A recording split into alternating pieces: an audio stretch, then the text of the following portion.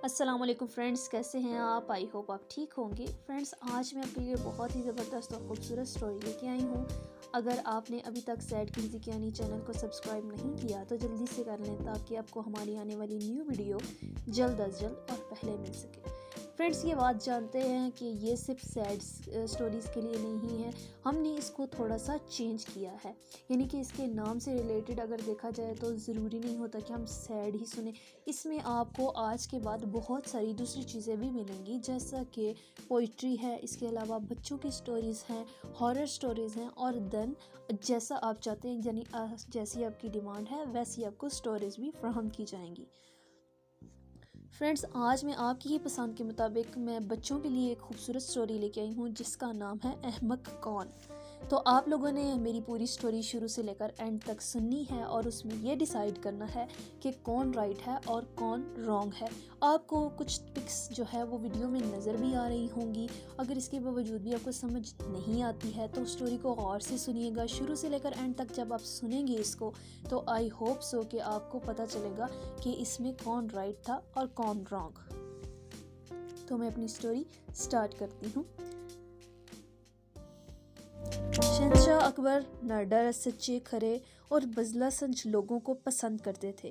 یہی وجہ تھی کہ بیربل کو بادشاہ کے مصاحبین و مشیروں میں ایک خاص مقام حاصل تھا۔ بیربل کی دور اندیشی شہنشاہ کو بہت غلط فیصلوں سے ہمیشہ محفوظ رکھتی تھی اور ایسے بہت سے کاموں کا احساس دلاتی جو صرف تفریح و تباہ کے لیے کیے جاتے اور محض وقت گزاریاں تھیں۔ ایک بار شہنشاہ اور بیربل کے درمیان عقل مند اور بے وقوف افراد کے بارے میں گفتگو ہوئی۔ بیربل نے دعویٰ کیا کہ ہمارے اطراف میں ایسے بہت سے افراد ہیں جو اپنی سادگی کی بنا پر احمقانہ حرکتیں کرتے ہیں، لیکن انہیں اپنی حماقتوں کا احساس بھی نہیں ہوتا۔ چونکہ اکبر کو بیربل کی اس بات سے اتفاق نہیں تھا، چنانچہ انہوں نے بیربل سے کہا کہ وہ اگلے دن دوپہر تک شہر کے اطراف سے 8 احمقوں کو جمع کر کے دربار میں پیش کریں۔ بیربل نے اس چیلنج کو قبول کیا اور دربار شاہی سے رخصت لی۔ دوسرے دن علیہ الصبح بیربل شہر کے داخلی دروازے پر جا کھڑے ہوئے اور شہر میں داخل ہونے والوں کا بغور مشاہدہ کیا۔ اچانک ان کی نظر ایک دھوبی پر پڑی جو ایک گدھے پر سوار تھا اور اپنے سر پر اپنے سے دگنے وزن کا گٹھر رکھے ہوئے تھا۔ اس گٹھر کی وجہ سے وہ گدھے پر اپنا توازن برقرار نہیں رکھ پا رہا تھا۔ بیربل فوراً اس کے نزدیک گئے اور پوچھا، بھائی، تم اتنا بڑا گٹھر سر پر کیوں رکھے ہوئے ہو؟ گدھے پر کیوں نہیں لاد دیتے؟ انہوں نے ایسا سوال کیا۔ دھوبی نے جواب دیا، حضور، میرا گدھا بہت کمزور اور لاغر ہے، میں تو اس کو بھی اپنے کندھے پر لادنے والا تھا، لیکن یہ بات گدھے کو پسند نہیں آئی۔ میں نے یہ سوچ کر گدھے کا بوجھ بانٹنا اور گٹھر پر اپنے سر پر لے لیا۔ اس کا یہ احمقانہ جواب سن کر بیربل نے ہنسی ضبط لی اور دھوبی کو دوپہر تک دربار میں پہنچنے کی دعوت دی اور بتایا کہ شہنشاہ اکبر اسے انعامات سے نوازیں گے۔ دھوبی دربار میں حاضر ہونے کا وعدہ کر کے آگے بڑھ گیا۔ بیربل نے اپنا گھوڑا آگے بڑھایا۔ کچھ دور جانے کے بعد بیربل کو ایک کھیت میں ایک باپ بیٹا زمین کھودتے نظر آئے۔ بیربل کو ان کے زمین کھودنے پر تعجب ہوا کیونکہ یہ فصل کی بوائی کا وقت تو تھا ہی نہیں۔ وہ ان کے نزدیک گئے اور پوچھا، تم لوگ یہ کھیت کیوں کھود رہے ہو؟ یہ سن کر باپ نے جواب دیا، حضور، میں نے آڑے وقتوں کے لیے کچھ رقم جوڑی تھی، چوروں کے ڈر سے وہ اس کھیت میں ایک جگہ دبا دی تھی، اب میرے لڑکے کی شادی ہے، سارا کھیت کھود ڈالا مگر رقم ابھی تک نہیں ملی۔ بیربل نے ڈرایا یا رقم کاٹتے وقت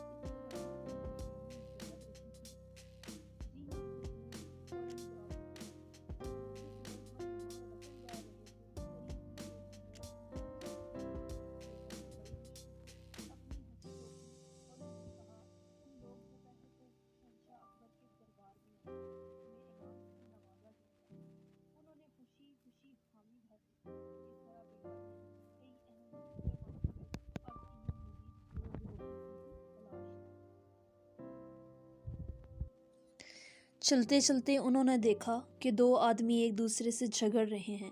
یہ دیکھ کر بیربل نے گھوڑا روکا، دونوں کو ڈانٹ ٹپڑ کر لڑائی بند کرنے کو کہا اور بولے، کیا تمہیں معلوم نہیں کہ شہنشاہ اکبر کی سلطنت میں رستے میں لڑائی بڑھائی کرنے اور شہریوں کو سکون برباد کرنے کی ممانعت ہے؟ حضور معافی کا دستار ایک نے اپنی پگڑی زمین سے اٹھاتے ہوئے کہا، لیکن حضور یہ لامعلوم کی خواہش ہے کہ کاش اس کے پاس ایک شیر ہوتا تو وہ اسے میرا بیل کھلا دیتا، اور میں نے پھر ایک کٹورا دودھ کی خواہش کی تھی، یہ کیوں چاہتا ہے کہ اس کا شیر میرے بیل کو کھا لے اور میں ایک کٹورے دودھ سے بھی محروم رہ جاؤں؟ لیکن بے وقوفو، بیل دودھ تو نہیں دیتا، بیربل نے کہا۔ لیکن وہ شخص حیران نظروں سے بیربل کو دیکھنے لگا۔ قبل اس کے کہ بیربل کچھ کہتا، دوسرا شخص جلدی سے بولا، ہن کیا میرا شیر سچ مچ اس کے بیل کو کھا گیا؟ میں نے تو شیر کی خواہش اس لیے کی کہ شیر بیربل کی نسبت ہمیں جلدی گاؤں تک پہنچا دیتا۔ بیربل نے پہلے آدمی سے پوچھا، اور تم نے بیربل کی خواہش اس لیے کی تھی کہ تم اسے دو وہ کٹورا دودھ پی سکو؟ پہلے آدمی نے ثبات میں سر ہلایا اور افسردگی سے بولا، اور اب دیکھیے کہ میں پیاسا ہوں، میرے کپڑے پھٹ گئے اور گرد آلود ہو گئے ہیں۔ بیربل نے کوشش کی کہ وہ زور سے نہ ہنس پڑے۔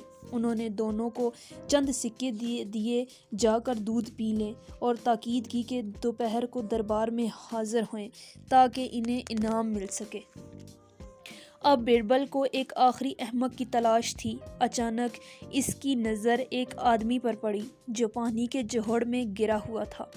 اس کے ہاتھ ایک خاص انداز میں پھیلے ہوئے تھے اور وہ جوہڑ میں پڑا پاؤں مار رہا تھا اور مدد کو پکار رہا تھا۔ بیربل جلدی سے گھوڑے سے اترے اور کھینچ کر اس آدمی کو باہر نکالا اور پوچھا کہ اسے کیا تکلیف ہے، کیا اسے حکیم کی ضرورت ہے؟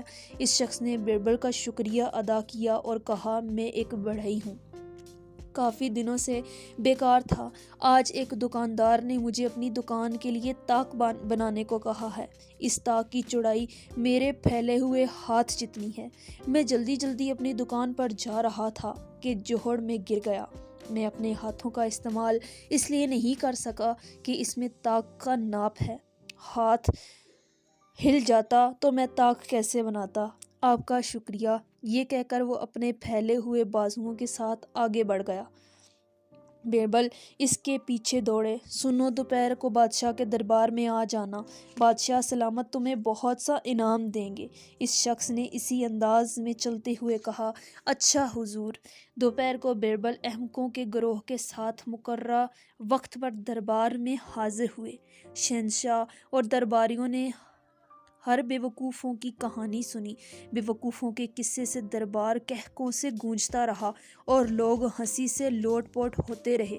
اس دوران انعام میں دیے گئے سکے کھلتے رہے، یہاں تک کہ سارے احمق انعامات سمیٹ کر یہ سمجھے بغیر رخصت ہوئے کہ انہیں انعام کیوں دیا گیا ہے۔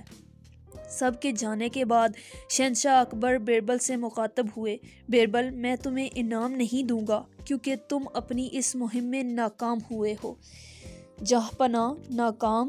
بیربل تعجب سے بولے، ہاں ناکام۔ شہنشاہ نے جواب دیا، میں نے تمہیں حکم دیا تھا کہ 8 احمقوں کو حاضر کیا جائے، لیکن تم صرف 6 بے وقوفوں کو لا سکے۔ بیربل کو رنجش بجا لائے۔ لوگوں نے دیکھا کہ بیربل کی آنکھوں میں شرارت بھری مسکراہٹ ہے۔ جہاں پناہ، گستاخی معاف، لیکن 7واں بے وقوف میں ہوں جس نے صبح سے دوپہر تک کے قیمتی لمحات ایک بے مقصد کام میں ضائع کیے۔ اب اس سے زیادہ میں کیا کہہ سکتا ہوں؟ بیربل کی اس گفتگو سے دربار میں کچھ دیر کے لیے سناٹا چھا گیا اور شہنشاہ بھی خاموش ہو گئے۔